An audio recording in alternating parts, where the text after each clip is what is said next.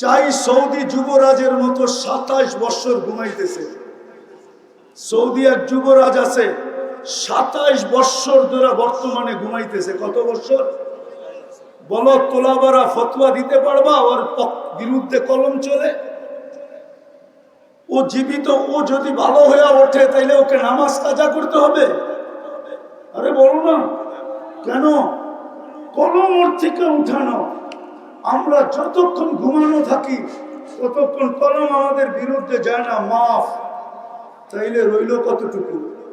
এটা কেন দিছেন? আল্লাহ আমাদেরকে নিজের জন্য নির্বাচিত করছেন। বলবেন কিভাবে?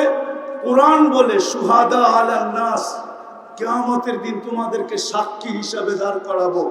যেদিন বিচার কার্য করব ওই দিন তোমরা আমার পক্ষে সাক্ষী দিবে। বিদায় আল্লাহ আমাদেরকে নিজের জন্য নির্বাচিত করছেন।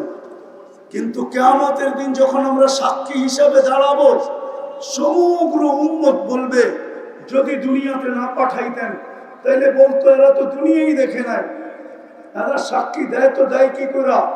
এই জন্য আল্লাহ আমাদেরকে সামান্য সময়ের জন্য দুনিয়া একটু পাড়ায়া যাওয়ার জন্য পাঠাইছেন। পাড়ায়া, কালকে যদি কেউ প্রশ্ন উঠায় যে এরা দুনিয়া দেখছে কিনা, তো আল্লাহ যেন আমাদের পা উঠায় দেখায় দিতে পারে, এই যে দেখ পায়ে মাটি লাগানো আছে, এরা দুনিয়া পাড়ায় আসছে।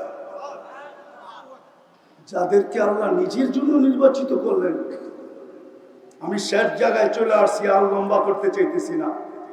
ওই জাতির আজকে অবস্থা দেখলে, তাহাফুজে খতমে নবুয়তের তো প্রয়োজনই হয়েছে এই জন্য, আমাদের জন্য। যদি আমরা নবীর আদর্শকে মানতাম, আর নবীর শান যদি জানতাম, আর নবীর প্রয়োজনীয়তা যদি আমরা জানতাম, আর যদি আমাদের ভিতরে প্রচার থাকতো, প্রসার থাকতো, একটা শুধু হইতেছে খতমে নবুয়ত। কিন্তু ঢাকা শহরে কয়টা হয় শানে রিসালাত? বলো। আরে তোলা বড় বর্ণনা। বাংলাদেশে কয়টা শানে রিসালাত হয়? সবই তো ওয়াজ মাহফিল আর তাফসীর মাহফিল। জাতি তো শানে রিসালাত জানেই না, নবীর শান জানে না, নবীর সিরাত জানে না, নবীর ক্যারিয়ার জানে না, নবীর আদর্শ জানে না, নবীর প্রয়োজনীয়তা জানে না, নবীর কারণে কি পাইলাম এটা জানে না, নবীর কারণে কি পাবো এটা জানে না, নবীর প্রয়োজন কতটুকু রাখি এটাও জানে না। জাতি তো নবী সম্বন্ধে কিচ্ছুই জানে না। তাইলে প্রয়োজন হবে না তো, আগাছা জন্মাবে না তো জন্মাবে না কেন? আপনি ভাবছেন